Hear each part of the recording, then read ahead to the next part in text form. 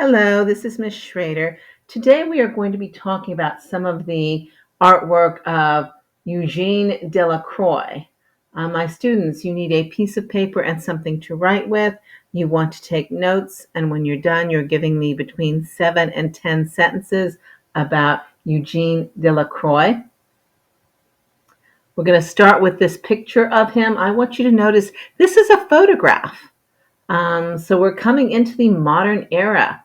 Um, Delacroix was born in 1798 in France. He lived out his life in France, though he did travel quite a bit.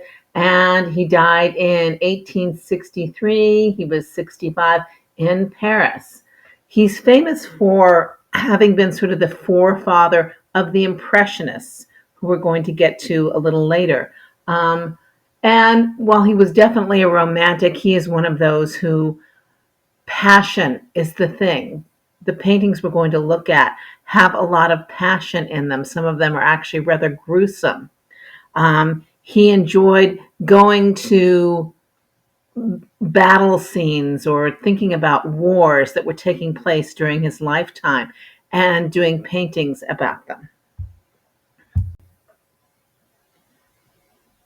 This painting is called The Massacre at Chios. It was done in 1824. And one of the things I want you to notice about it to begin with is you've got a huge number of people in the foreground, and then it continues to go backward. You have lots and lots of people going back as well. The Chios Massacre was part of the Greek civil wars between 1823 and 1825.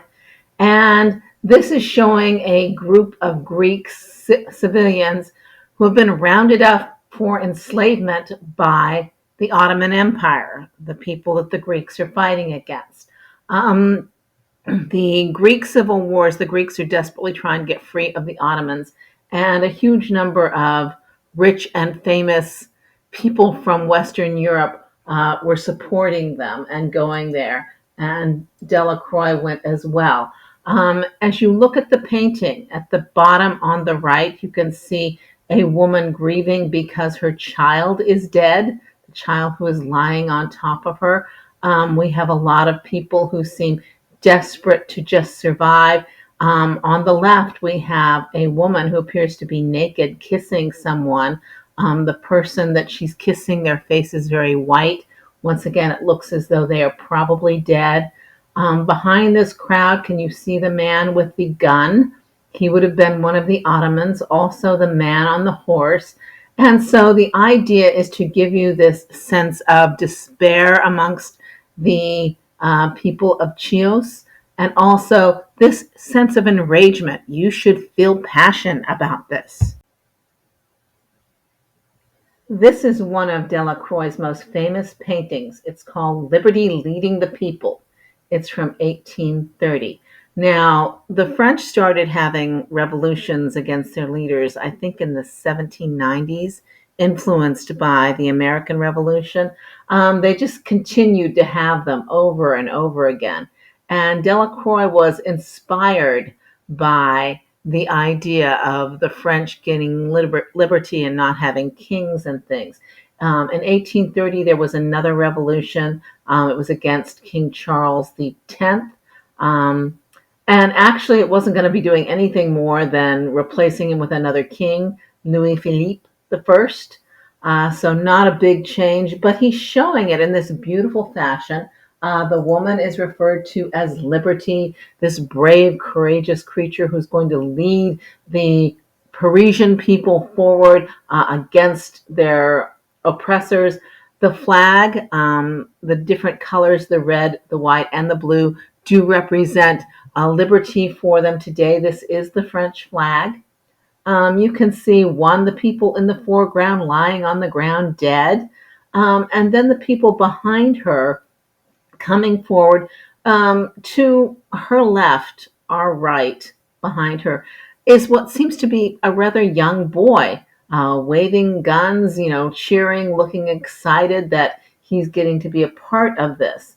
And so for Delacroix, this revolution was an exciting one, and he shows it very patriotically. And this is one of his most famous pieces. In 1832, Delacroix was part of a diplomatic mission to Morocco, which was at that time controlled by the French. And some of the Moroccans were having a civil war, wanting to get the French out.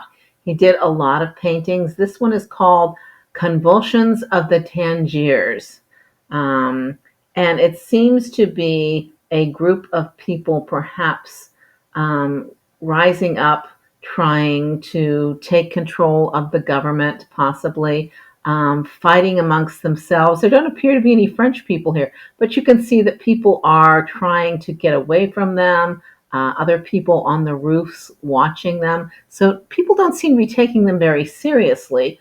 On the other hand, if you look at the picture of the actual group, some people sort of to the center left have grabbed somebody. Another person has his arms flailing. So perhaps there is something going on as it is. You notice the bright colors, lots of reds, lots of golds and things like that. And the faces are pretty distinctive too.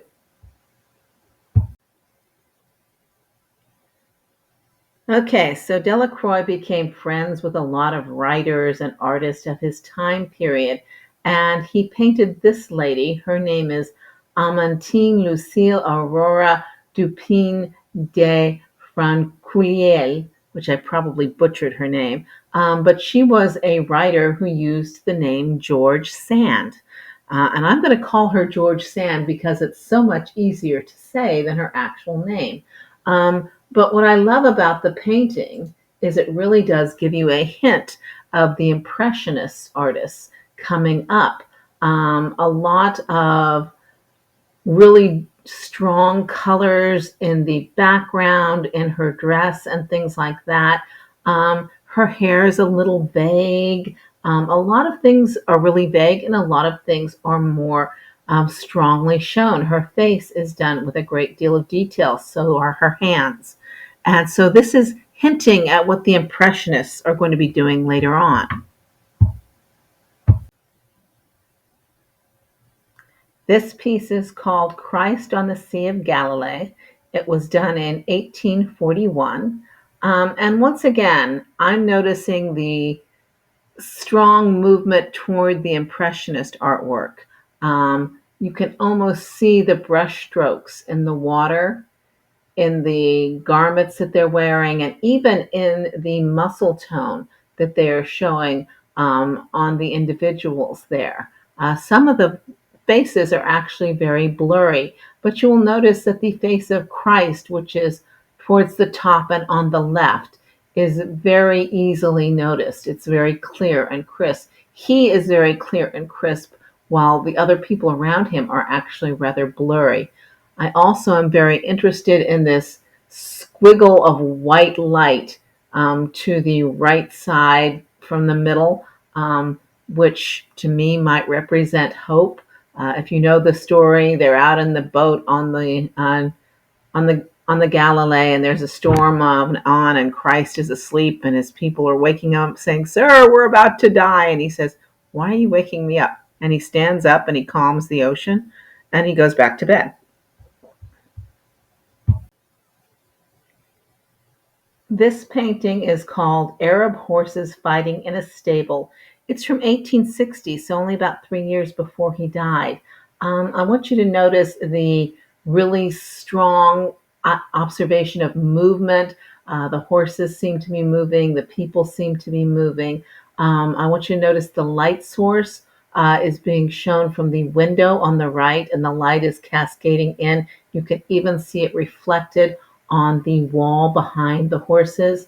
You can see the humans trying to bring calm to the situation. There's a lot of clutter and chaos going on in this, which is perfect for Delacroix. Remember, he was all about the passion.